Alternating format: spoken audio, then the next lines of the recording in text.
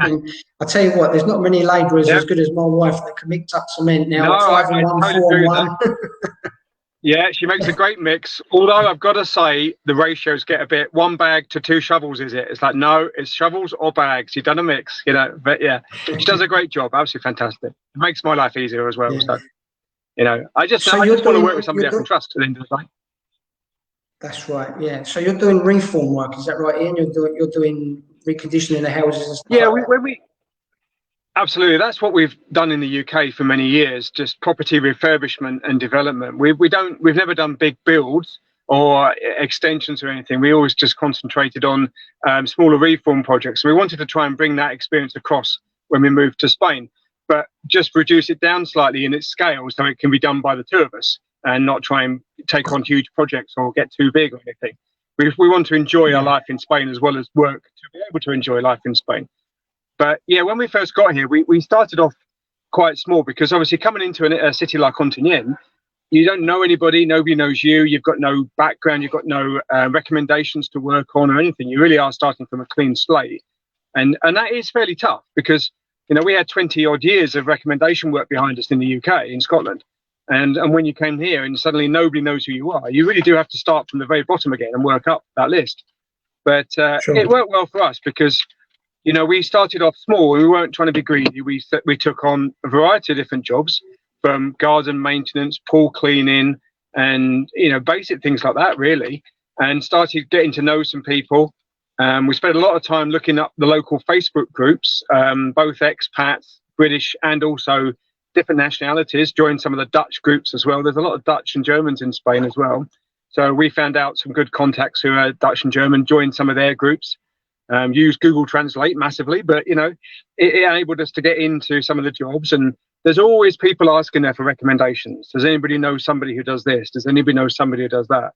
And basically what we did was we just started off quite small, like I said, and just got our name out there and made sure when we did a small job, the client recommended us to other people. And then we did some jobs for them, and we gradually built up the list from there, to be honest with you. Some of the smaller maintenance jobs, we still do a few now, although we don't take any more on because, quite frankly, we haven't got time. But the smaller maintenance jobs or weekly sort of gardening jobs, some of those are developed into 5,000–10,000 euro bigger jobs as well. So, you know, it's made some very good contacts, and it is the old-fashioned networking. But yeah, I think the key was for us, definitely start small, don't be greedy, put a competitive rate and just do the job properly and then just build up from there. But it has built up really well. And we've never had a week where we've not had any work since we've been here. Every single week has been solid. And we're now booked right through until about October before we could take on any new jobs. Yeah, so the British people that say that there's no work in Spain, it's impossible to find work in Spain, you would say that's not true. You've got work up to the end of the year, no? Well, I can tell you from my experience, I can't tell you from everybody's, but all I can say is we've found work. We have to work for it, but I mean, that's fine. I don't mind that because, you know, we were living in Spain. That's a dream, and I'm happy to work for my dreams. If you sit around in a bar and you expect somebody to come in and give you work, then no, it's not going to happen at all. But if you work for it, if you go out, if you look for it, if you ask around and you talk to people, then you will find there are things there. But you've got to be prepared, I think, at the start to drop your sights down a bit and maybe your expectations until you've got that reputation behind you. And then it will grow quite rapidly from there. But every client we talk to has always looking for somebody and has projects they want to do, but they struggle to find good trades to do it and good people to do it. We've also kind of looked at maybe what the things was that bothered them about other people here. I mean, the Spanish are lovely. We've got great Spanish friends here now. But we kind of looked at what do they do that annoy the Brits. And things like sometimes it's the attitude to timekeeping, turning up on time, communications. You know, when they get on the job, a lot of the Spanish trades are brilliant, but they're terrible at letting the people know what's happening and things like that. So we always made a point from day one, kind of distinguish ourselves a little bit, you know, let people know what's happening, confirm things in writing, send messages, emails, whatever, just to say this is the date we're starting, this is what we're doing, put prices down, speak to people all the time. If you're going to get materials or you're running late, phone them and say, you know what, guys, we're going to be 10 o'clock tomorrow, not 8 o'clock, because we're picking up materials. And then they know what's happening. They're not disappointed. And I think, you know, a lot of customers have said to us, oh, I've been that's the thing that got me most, is I didn't know what was going on, and I was frustrated because I'm do I stay at home, can I go out, or this kind of thing. So communications is a big thing. We've been really working hard at making sure that we let people know what's happening, and that's definitely helped us for sure, 100%. I think that's we spoke about this the other day, and you're right, and I did exactly the same thing. When I was running late for a job or to go and do it, I used to phone the customer up and say, look, I'm running 5 minutes late, I'm on my way with you. And they say, yeah, that's fine, no problem. But I know it's a big deal for people. I know what it's like for me when I'm waiting for Spanish people and they say, I'll be there later this afternoon. They don't turn up and you phone them and say, oh, manana, you know. And that really is annoying when you lose a half a day waiting for something. I always say to even the people that work for me now, the plumbers and electricians, I say, you know, when you're coming, we'll come tomorrow. Give me a time. Give me a time, more or less. You know, I know it's hard to pin them these people down to the exact time, but if you're going to be late, tell me, yeah, fine. You know, and it gradually I've been working with over the years. Now they do phone me and say, don't worry, I'm coming. Okay, that's all I want to know. You're on your way, you know. But it makes sense in any business. The customer needs to be informed all the time. And a lot of people, they do say, yeah, don't worry, you know, laid back lifestyle. But it makes a big difference when you're working here, getting repeat work. You found that out, and I know that from experience. 100%, definitely, yeah. Because, like you say, there's always ways around it. Even if you don't know exactly what time you're going to be there, what I tend to do is say to people, we're going to be working in, I know, Chatterville at the moment, but we're going to be with you roughly about then. But what I can do is I can message you when we leave. Is that all right? And they're like, oh, that's brilliant. I'll just wait for the message. I've got half an hour's notice. I know what I'm doing. And then people can do their own day. They can go out shopping. They can go out, you know, to the bar, whatever. And then they know when you're going to be there and when they're not. And they're not sitting there waiting and thinking, well, my day's now ruined because I could have gone out this morning, but now I can't. So it's the basics. It's old-fashioned basics, but they really do make a difference, I think. And it's not just my industry or yours as well. It's anybody's. The same principles apply to it, you know. And people like that. They like to know what's happening, and that makes a big difference to us as well. So, and other than that, it's just keep it simple. So So Ian, you know, you've got work up to the end of the year, and that, what do you say? What do you say to people that when they say it's hard to find work in Spain? You obviously it depends what you're looking for, but I mean, people here, they're not prepared to work for less money. I'm sure you, like myself, when you first moved here, the wages are a lot different when you first start out. You have to take a cut in wages, you know, but the cost of living is a lot cheaper. Exactly. The bottom line is what counts. Things are easy and cheap here. So, you know, if you start out low, you know, you can build up. If you start charging stupid prices like you charge in the UK, you're not going to, the people here aren't going to pay it. The British won't pay it, and the Spanish certainly won't pay it. So did you find that you were starting off by charging a lot less when you first came here? We charged less than we did in the UK, but what we did was we researched around locally what the average price people were paying for work in the first place. So, you know, we looked into it and said, right, well, what do cleaners work? What does a gardener earn per hour? What's the average handyman price per hour? What's the fully qualified trade per hour? And then we looked at things that way, and then, you know, basically spoke to the client about it. Some jobs we took on, we said, look, we'll give you a fixed price for the job. And if it takes 4 days, takes 5 days, 6 days, it's my price. I've given you a price for it, and that's what we'll do. And then people are happy with that because they know it's not going to shoot up and end up a lot more than they think. And other times you can say to me, look, well, if you want me to come along, I can come along and work for you for 15 euros an hour, and until you want me to stop, and I'll do as much as I can in that time, basically. But you're right, you do have to drop a little bit. But like you say, you know, the cost of living is a lot lower. It takes a little bit of finding sometimes when you first get here. If you go to all the places and you try and do the kind of British lifestyle in here, it can be expensive. But if once you start, you know, eating where the Spanish eat, buy Spanish food, shop in the good places and things like that, you're running your day-to-day costs, they just come tumbling down. And you just start enjoying yourself here more as well. But yeah, when you're new, you can't go in at the top rated price and expect to get tons of business when people have got other trades that have been here for 15 years who are charging €3 an hour less than you. You know, you just got to be realistic about it. Some things are tricky, like, you know, buying machinery and tools and things that can be more expensive here than buying them in the UK. But I brought a load of my stuff with me, so we're able to get a running start at things from that point of view as well. But sure. So Ian, you're self-employed, and that's how I started out here, self-employed. But so many people, you know, say that, oh, it's so expensive. around €300 a month now to be self-employed here in Spain. There is a package where you can start out at €70 a month now for the first year, I believe, and then 120 a month for the second and third year, and then it goes up to the full amount. But what some people don't realise is once you're paying self-employed, you and your spouse or other half and any dependents, any children that live with you in the family are all entitled to medical cover here, and that is such a big thing in Spain. I know people that are paying their private health cover, and they're paying £1,000, £1,800 a year each person for medical cover here. And with part of the restrictions now into Spain and a new requirement, you need to show that you're paying up front a year in advance with your medical cover, so that can be a big expense. But £300 a month, okay, it sounds expensive, and it is expensive to run a business here. But when you think about what that's covering, and also that some people don't realise is, after you've paid into it for 15 years, you're entitled to a pension. Now, what that's worth, I don't know. At the end of 15 years, maybe not worth, but what pension is worth its money after you retirement? But I think it also you get a pension into that. You're here. You're also working here legally. You've got all the paperwork. You've got no worries. Okay, you've got accountant fees on top of that, but you can offset your accountant's fees and your autonomo. You can claim.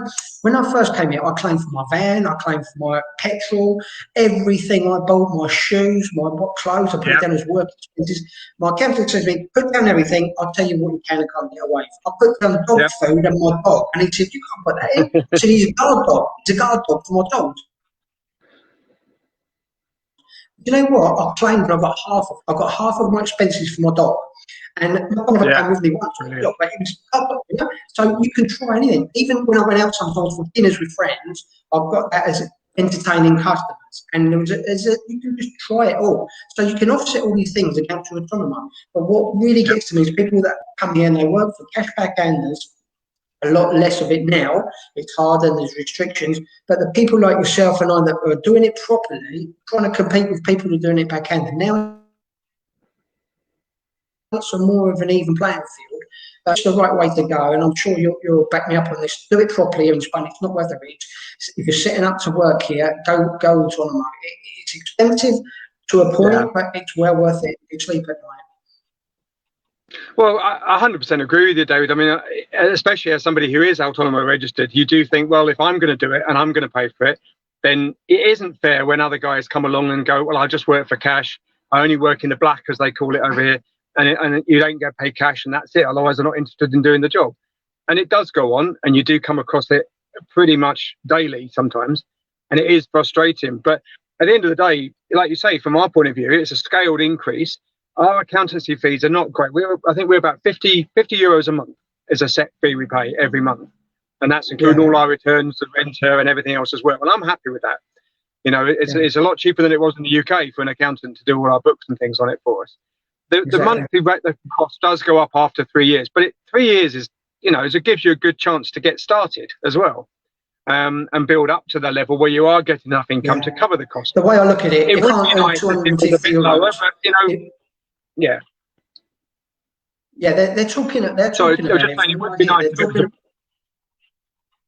Go on. I talked about it for a long time, I think.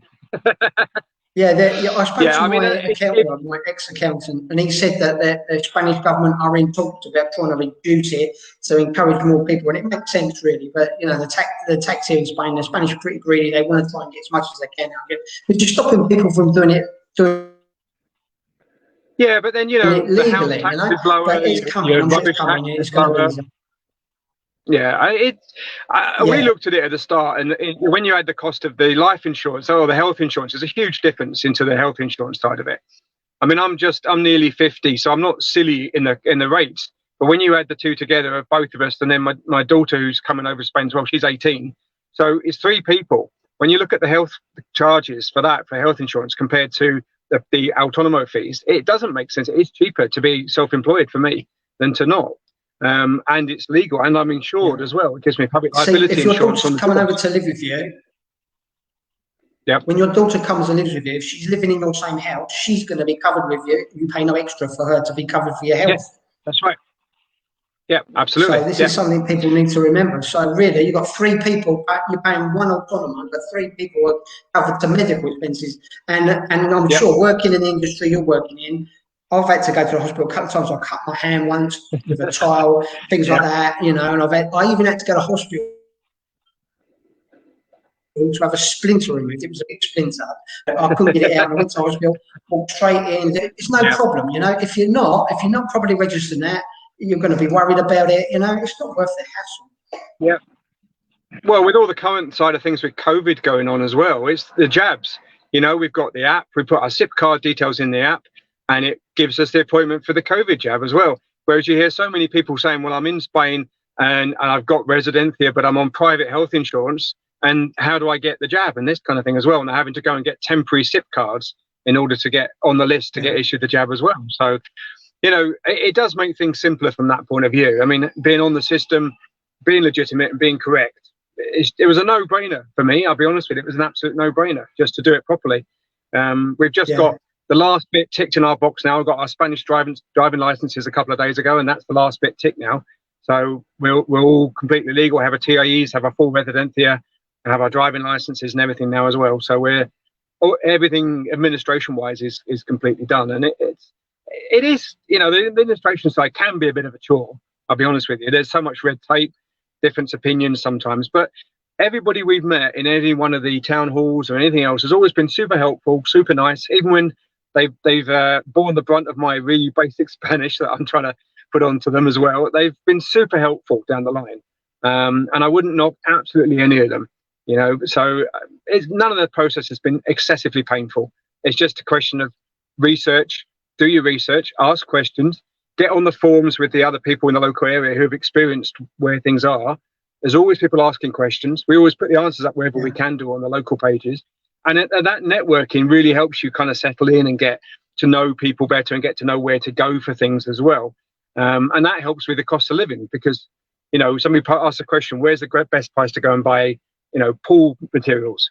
And somebody comes up with this little store that you've never heard of before. You go there and the prices are half of what you pay in some of the big stores. And it's more you get into those little communities, that's where you really start to find how cheap it can be to live here. I mean, rent is tiny here compared to back in the UK. I know somebody living locally to me who rents a 3-bedroom house with a pool and pays €500 a month for it. You know, that's unbelievable prices for what you're actually getting. Your value for money, your bang for the buck is unbelievable. You know, so I think we've never regretted once moving here, ever since we've been here. And certainly work-wise, we had worries. I don't get me wrong. When we move to a different country and you don't 100% speak the language and you're starting from scratch, it is a financial risk. There's no question of it. But I can absolutely honestly say to you that we have gone forward and forward and forward with the business since we've been here. And we're in a better position now financially than we were before we came here. So it's an absolute win-win for us and for other people I know in the area as well. It's not just me.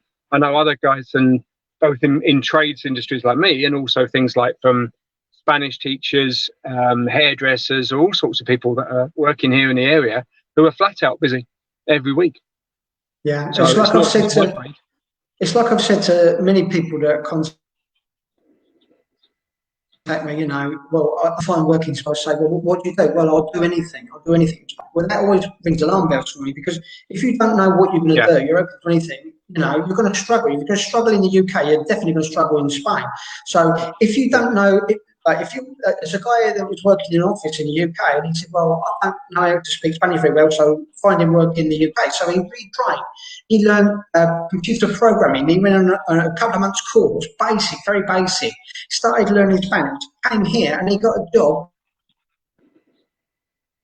for a magazine publisher here, an English magazine, doing basic page, I don't know, something like HTML page work and he's learning Spanish as he goes.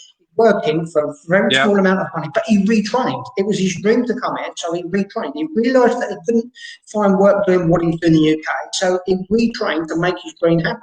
And as I say to many people before, you know, nothing's easy in life. With Brexit, the virus, there's always going to be something. There's always going to be reasons why you can't come here. When people say, "Oh, it's impossible now because it is impossible because of that," you're so lucky. You know, it makes me angry sometimes when people say to me, "You're so lucky you live in your house." I said, it wasn't luck that bought my house. It wasn't luck that paved it, built with 10,500 bricks and mixed the cement up in the rain and the wind and that. You know, it was me that done it. It was me that got out of my comfort zone. It was me that took the risk. Went to the bank, begged for a mortgage to make it happen, and now I'm living in my dream house. And as you were saying, you know, a lot of people don't. They want it. It's a wish. It's not a dream. And to make your dream come true, especially in Spain, you've got to really work it and you've got to make sacrifices. And you're another story that proves that it works. And a couple of weeks ago, I interviewed another member here who's a tree surgeon in Madrid, doing really well. He loves it. He's learning Spanish as he goes. And he said, I would never go back to the UK. He's struggling with the heat a bit now in Madrid, but he said, I'd rather struggle with the heat than with the wind and the rain running down my neck. So, you know, it's getting out of your comfort zone. And I'm sure you've made sacrifices and struggled to get here. Yeah, for sure. I mean, nothing's ever easy. If it'd be easy, it wouldn't work. Well, you know, that's right, exactly. Yeah. So, Ian, what is your apart from learning Spanish, because I always say to people that is going to help you more than you know, and I'm sure you're finding that as well. You need to learn Spanish, especially when you're ordering materials. But apart from learning Spanish, what would you say to people that are thinking of moving here? What is the best thing they need to do? Learn Spanish now, do more research, concentrate on the area, or what advice would you give to somebody thinking of moving to Spain at the moment? Well, I would say the first thing is research what you're looking to try and do, and research where you're looking to try and do it. Join a lot of the local Facebook groups in those particular areas. You'll find that pretty much any area you go to will have a Facebook group under the name of the town or the city or the area or something. Join one, and then quite often there's links to other ones. Ask people online, I'm looking to move to the area, is there any groups to join in? When you're on the Facebook groups, it's a great way to then ask around and saying, you know, I'm a photographer, for example, and I'm thinking of moving to the area. Is there any other photographers working here at the moment? If they are, what kind of work are they doing? Can I get their name and can I speak to them? And you ask the questions and you can say to them, well, what are you doing? What kind of work you're doing? Are you looking for anybody to come and work with you? Is there a market for other people? You know, obviously you don't want to start saying, can I, you know, in effect, can I come and take your business from you? But you can get feelings from them as to what the story's like and what the situation's like over here. Yeah, learning the language. I mean, I know you mentioned it. It is an absolute thing to do. We worked hard at it, and you know, we can now hold conversations in Spanish, and I mean, my vocabulary is very much based around my industry, so it's not your kind of average textbook Spanish, but you know, it makes such a difference, and the local people really appreciate it when you try and talk to them in Spanish, rather than sort of pointing and shouting and doing a British kind of thing. So that is important. But research and talking to people locally, that's the biggest thing I would try and do, and take, you know, some of it with a pinch of salt, because there will always be some people who are negative no matter what you think, and you can say to them, I'm thinking of moving to the area, blah blah blah, and there'll always be somebody who goes, well, I wouldn't do it, I'm thinking of moving because I don't like it, because I can't get HP sauce and because I can't buy Marmite and this kind of stuff. And you do think it's not what I'm here for, it's not what I'm asking for. But those groups are really handy for getting to know areas and things as well. And if you put a post on there saying, look, I'm coming over for a viewing trip, does anybody fancy meeting up for coffee and help me talk about the areas? You get inundated with people saying, yeah, no problem at all. Because there's obviously people like me who work, but there's also a big chunk of people who live in these areas who have retired here. And they could be young retired as well. There's a few of who we know who are mid-50s, who have ex-forces, ex-police, this kind of thing, and they've got really good pensions, and they've come out here to retire.